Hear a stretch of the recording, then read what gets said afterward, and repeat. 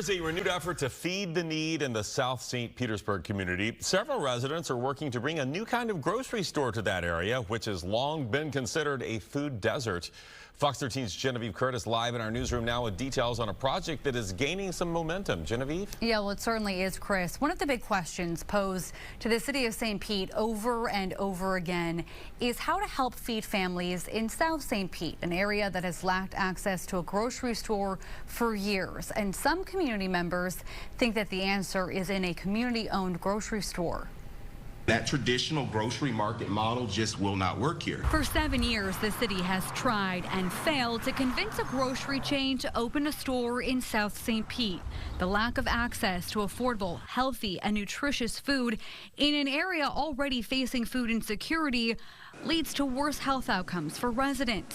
One community grocery co-op is looking to fill that void with a community-owned store. It's currently building its membership base and working with stakeholders. The community responds to what we're doing. There are about 240 co-ops nationwide, including one in Tallahassee the mayor and other city leaders recently visited.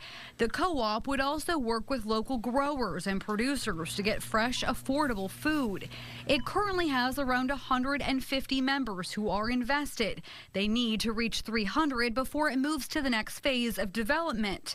But the concept has a lot of support from City Council. I just feel as though there is such an impact that co-ops can make within the community, and it's such a natural way for us to solve these problems. There is more than one way, though, to solve the food problem. Council member Richie Floyd wants the city to explore running its own grocery markets, something that's been pursued in other cities. I brought up the city ownership because I know that's something that we can do ourselves if we really have the gumption to do it. And Councilmember Gabbard compared the grocery store challenge to the Manhattan Casino, where the city is creating an enterprise fund to run its own event space. If we are willing to do that for an event space, are we not willing to do that to feed our kids, to feed our seniors?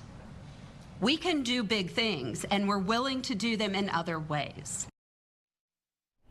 Now, where the co-op could go is still a big question. Tangerine Plaza has long been discussed as a potential fit, but city leaders are unclear whether it is still in play with the new developers. City leaders did offer support to the co-op in trying to help identify some potential locations moving forward. Chris. Yeah, I know we've been talking about this since before the pandemic about getting a grocery store that people can afford to buy some healthy food in that community. So hopefully this is something that's actually going to take root here in this plan. All right. Certainly a big need there, yeah, Chris. Yeah, thank you, Genevieve.